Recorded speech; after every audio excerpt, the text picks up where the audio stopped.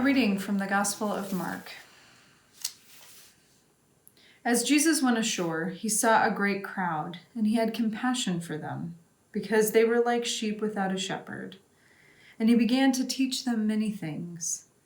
When it grew late, his disciples came to him and said, "This is a deserted place. The hour is now very late. Send them away so they may go into the surrounding country and villages and buy something for themselves to eat." But he answered them, "You give them something to eat." They said to him, "Are we to go and buy 200 denarii worth of bread and give it to them to eat?" And he said to them, "How many loaves have you? Go and see." When they had found out, they said, 5 and 2 fish.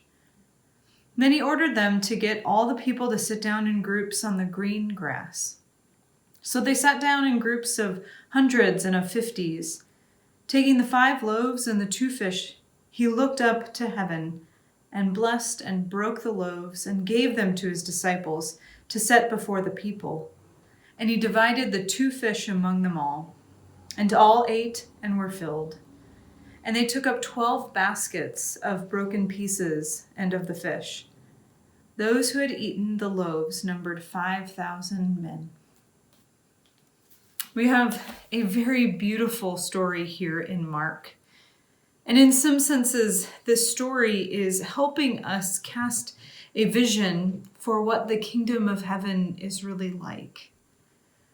Here we have Jesus and his disciples going through more of a desert climate, and yet it is described here in the Gospel of Mark that everybody sat down on the green grass, on the lush ground that has been well watered and well nurtured.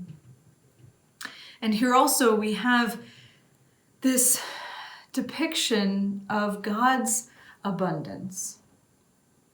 You know, sometimes as Christians, we think that God has blessed us so much that we live in abundance. There's kind of this, the prosperity gospel that's preached in some churches, if you will.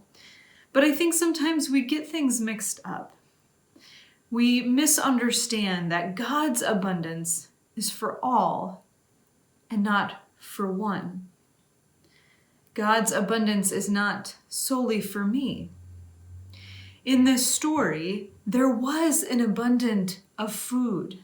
There was all these baskets left over of the bread and the fish. There was more food than anyone needed.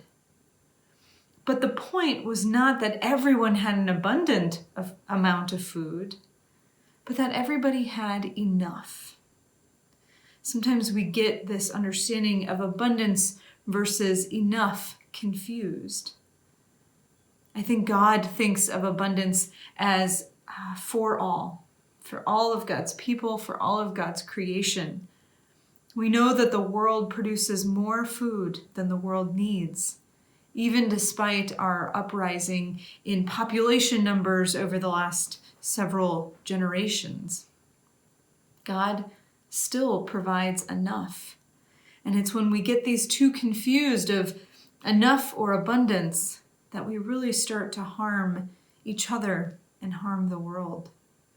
So as we are coming off of this holiday season and we're getting back into our rhythm of life, let us remember that God promises us all enough in his abundance for all. Amen.